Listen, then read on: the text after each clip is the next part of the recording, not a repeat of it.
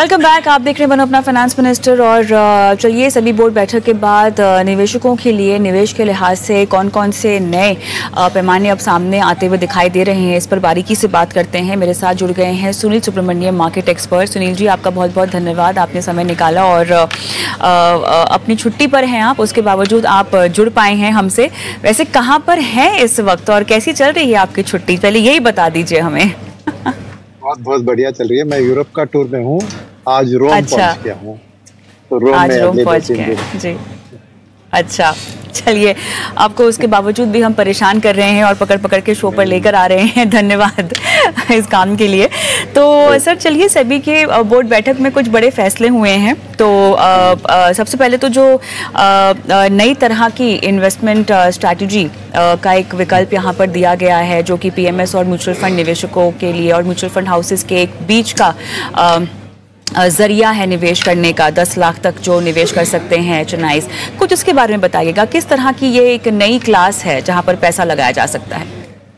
तो चीज ऐसी है कि देखिए, पीएमएस और एआईएफ में मिनिमम 1 करोड़ का निवेश की ये रखी है। तो समझे किसी के पास 4-5 करोड़ होंगे तो वो 4-5 एआईएफ या पीएमएस में अपना इन्वेस्टमेंट को बांट सकते हैं। मगर 5 करोड़ वाले लोग बहुत कम होते हैं और ये हाई रिस्क हाई रिवॉर्ड क्षेत्र है, तो ज्यादा पैसे वाले को ही निवेश करना चाहिए। At the same time mutual fund diversification तौर पर 100 रुपए से लेकर भी आपको एसआईपी शुरू करते हैं। तो एक रिटेल निवेशक के लिए वो लेस रिस्क और लेस रिवॉर्ड की एक स्पेस में है। अब इस बीच में क्या हो रहा है, आप देख रहे हैं कि रिटेल में स्टॉक मार्केट में डीमैट अकाउंट खुल के इक्विटी मार्केट में डायरेक्ट बहुत लोग रिस्क ले रहे हैं। एफ&ओस में जाके वो ऑप्शंस फ्यूचर सब खरीद रहे हैं, शॉर्ट कर रहे हैं। तो ऐसी हालत में आपने देखा कि कितने लोग रिटेल में नुकसान कर रहे हैं डायरेक्ट एफ&ओ या इसमें ट्रेड करते हुए। एट द सेम टाइम क्या है कि म्यूचुअल फंड में आप एक तरफ बहुत रिटेल वाले को और फिर सुपर रिच वाले को अलग, या तो बीच में जो बैठे हैं ना, जिनको इच्छा है थोड़ी रिस्क लेने की, मगर आज तक उनके लिए कुछ ओपनिंग नहीं था।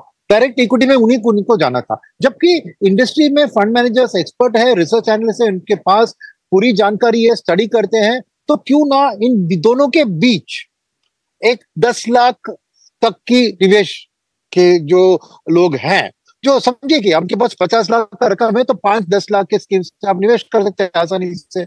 आप बहुत रिच नहीं माने जाएंगे 50 लाख के टोटल कॉर्पस से, आप एक मीडियम मास अफ्लुएंट की तरह होंगे। तो इनके लिए सेबी ने ये क्रिएट किया है कि आप सीखिए, जैसे ही आपका वेल्थ बढ़ेगा आप शायद पीएमएस में बाद में कर सकते हैं, बट पहले अपने आप जाके रिटेल मार्केट में निवेश करने के बगैर आप म्यूचुअल फंड के जरिए ही हाई रिस्क हाई रिवॉर्ड का गेम को समझिए, खेलिए और एक्सपीरियंस को उठाइए। और फंड मैनेजर्स को इसी समय क्या होता है कि आपको हाई रिस्क लेने के लिए उन्होंने थोड़ी एक फ्लेक्सिबिलिटी भी दी है। इसमें क्या है, वो 25% तक खाली हेजिंग के लिए नहीं, मगर फ्यूचर्स एंड ऑप्शंस में, डेरिवेटिव्स में ट्रेड कर सकते हैं, यानी शॉर्ट भी कर सकते हैं।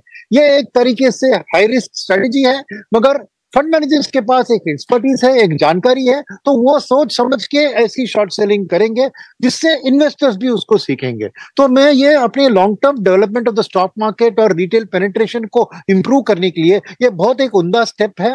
पहले कॉन्सेप्ट पेपर लॉन्च किया था सेबी ने ताकि फीडबैक आ जाए, और उस फीडबैक के जरिए उन्होंने बोर्ड ने अभी अप्रूव कर दिया।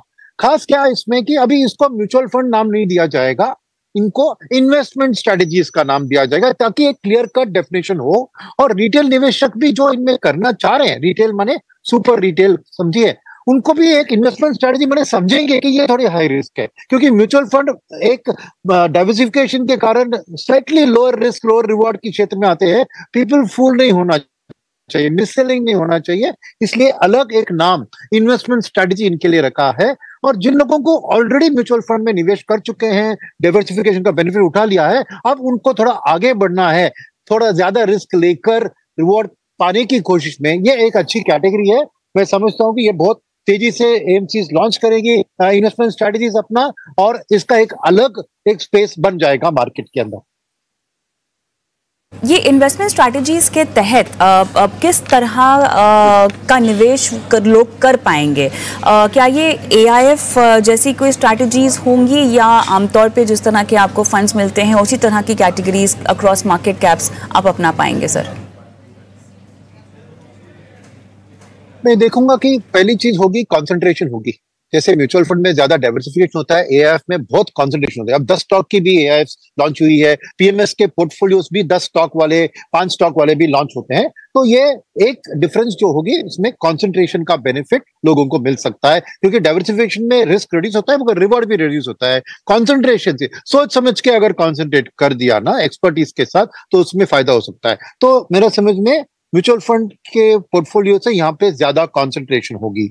सेकंड होगा कि जो सेक्टरल फोकस होगा, म्यूचुअल फंड में एक 3-4 सेक्टर को डाइवर्सिफाई करके करने की कोशिश होती है, और सेक्टरल म्यूचुअल फंड्स में भी 30, 40, 50 स्टॉक लेकर वह सेक्टर के अंदर डाइवर्सिफाई करते हैं।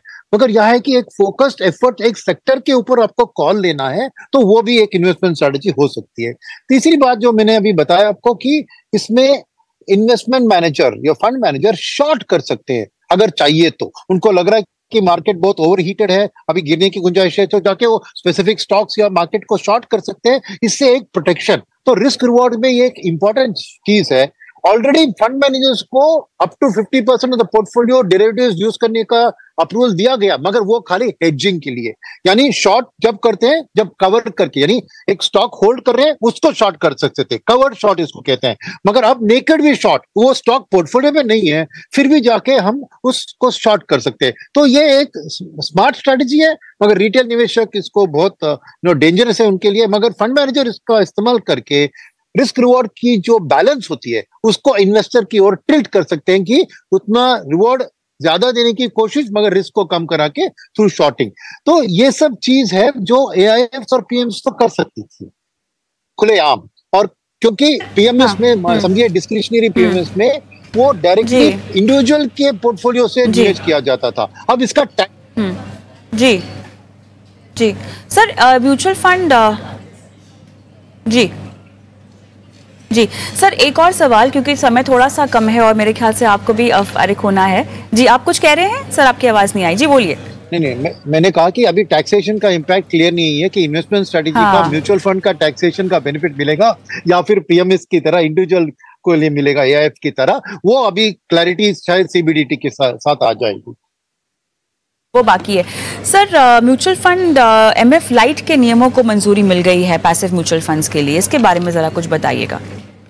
ये सिंपल सी चीज है, अगर कोई एएमसी खाली पैसिव लॉन्च करना चाहता है तो एग्जिस्टिंग जो 50 करोड़ नेटवर्थ और उसमें जो रूल्स एंड रेगुलेशंस थे वो बहुत टाइट हो सकते थे। तो इसलिए उन्होंने कहा कि खाली पैसिव में कर रहे हैं तो आपका ज्यादा काम नहीं है, मार्केट को ट्रैक करना है, तो आप अलग एक सेपरेट लाइसेंस बहुत आसानी से सिंपल तरीके से ले सकते हैं, वो ये एमएफ लाइट। अब समझे कि एग्जिस्टिंग एएमसी है और उनके पास ऑलरेडी पैसिव स्कीम्स है, वो उनको इस एमएफ लाइट के अंदर एक फास्ट ट्रैक अप्रूवल करके लगा सकते हैं। और इसके साथ एक एएमसी को अगर वो अलग एएमसी खाली पैसिव के लिए बनना चाहती है सेम स्पॉन्सर के साथ, उसका भी एक अप्रूवल दिया गया है। यानी अभी हर एएमसी एक एक्टिव मैनेजमेंट का एएमसी और पैसिव दोनों अलग रख सकती है, दोनों का अलग एक फ्रेमवर्क रख सकता है। तो इससे इंडस्ट्री का एक्सपेंशन बहुत तेजी से होगा। तो ये इंडस्ट्री के लिए बहुत बेहतरीन है। कस्टमर्स के लिए तो ये शायद पैसिव प्रोडक्ट्स का और भी एक भंडार खुल जाएगा उनको कि चूज कर सकते हैं बहुत सारे ऑप्शंस इसके अंदर। वैसे तो एएमसीज के लिए तो बहुत बड़ी बात है, क्योंकि ये अलग तरीके से एक अप्रूवल लेकर वो खाली पैसिव के ऊपर फोकस कर सकते हैं, जो आज जैसे सबको पता है तेजी से आगे बढ़ रही है पैसिव का पेनिट्रेशन देश में। इंटरनेशनली ये तो ऑलरेडी है कि पैसिव ही ज्यादा एक्टिव से ज्यादा है। इंडिया में अभी भी एक्टिव का एक महत्वपूर्णता है, मगर धीरे धीरे पैसिव भी बढ़ रही है। और एसेट एलोकेशन, और आपने देखा होगा इसमें आरआईए और रिसर्च एनालिस्ट के लिए भी कुछ रेगुलेशन फ्री किया है। क्यों? क्योंकि आरआईए ज्यादा पैसिव प्रेफर करेंगे, क्योंकि वो अपनी कमाई इन्वेस्टर से लेना चाह रहे हैं। तो अगर पैसिव से बहुत एक्सपेंस रेशियो कम होता है तो वो अपना फीस भी थोड़ा उसके माफिक ज्यादा चार्ज कर सकते हैं। तो ये पैसिव का आना आरआईए इसके लिए बहुत बहुत बड़ी बात है। और राइट सुनील सर, बहुत अच्छा लगा आपसे बातचीत करके, क्योंकि आप बाहर हैं, हमारे पास समय भी समाप्त है। इस चर्चा को यहीं समाप्त करते हैं। ऑल द बेस्ट आपके बाकी के ट्रिप के लिए। जल्दी से वापस आइए ताकि स्टूडियो में बैठकर फिर आपसे बातचीत की जाए। धन्यवाद sir. Thank you, all the best, thank you. चलिए इसी नोट पर हम रुकते हैं छोटे से ब्रेक के लिए, लेकिन ब्रेक के उस पार एनपीएस को लेकर अगर आपको कुछ जानकारी चाहिए